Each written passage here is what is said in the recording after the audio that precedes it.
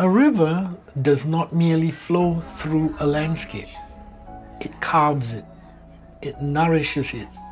And for millennia, the Yangtze has been the lifeblood of Chongqing. This city, built on hills and history, holds its stories in a vessel of glass and stone.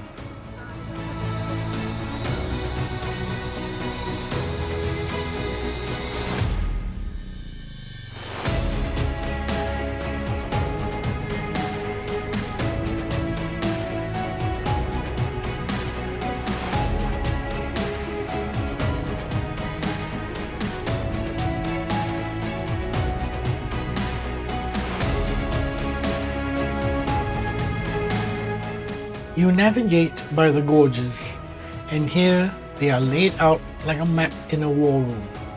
Kutang's dramatic gate, Wu Gorge's serene peaks, Xiling's treacherous rapids. Just yesterday, I was inside that geography. Now, I can see it all at once.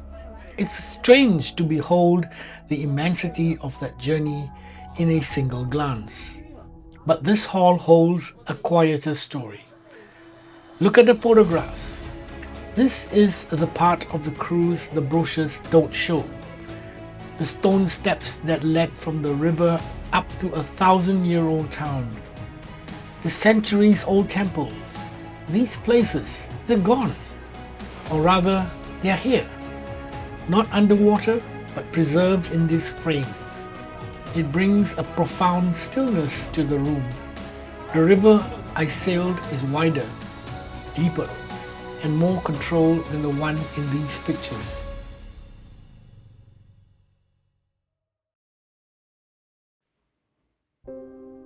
And tucked away from the maps and photographs, there is a corner dedicated not to what was built or moved, but to what was felt.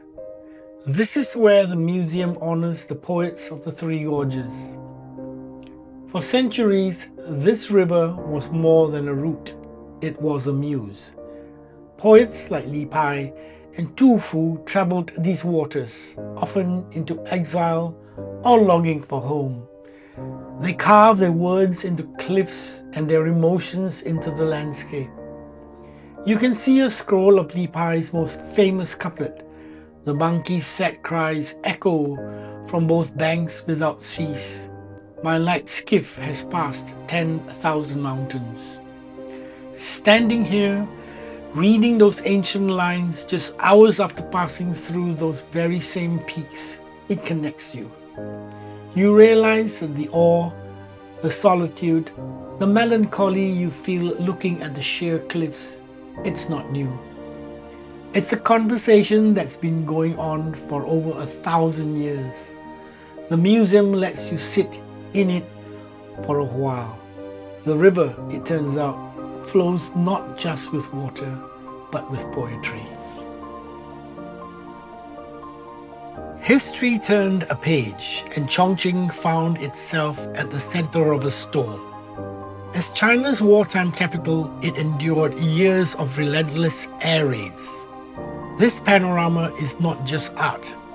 It is a window into the resilience of a city and its people, standing defiant in the face of adversity.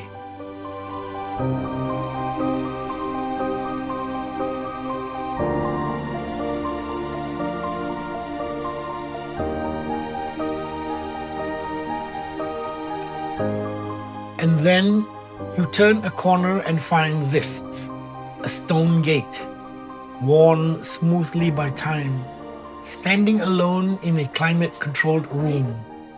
It once guarded the entrance to a courtyard. Children played here. Old men sat and smoked as the sun went down. Now it's a monument to a lost world.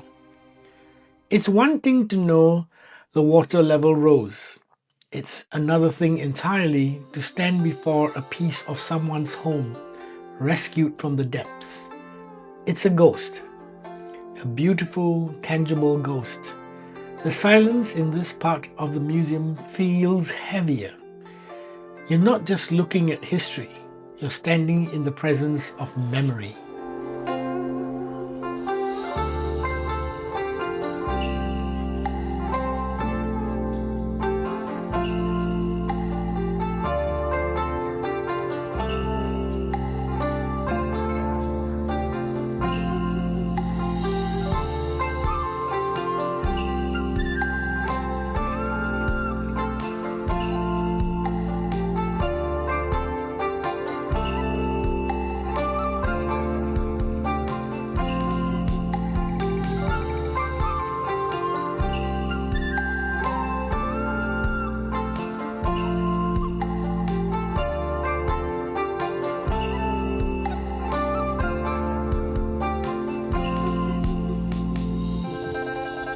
The Three Gorges Museum is more than a collection of objects.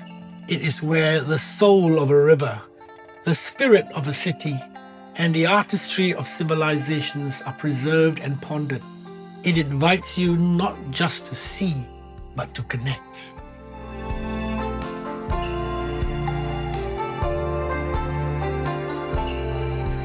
The cruise is over, but the journey feels complete now.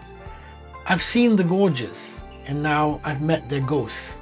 And standing here on the steps of this museum, with the vast churning city of Chongqing before me, I realize the river is still flowing through me, and I think it always will.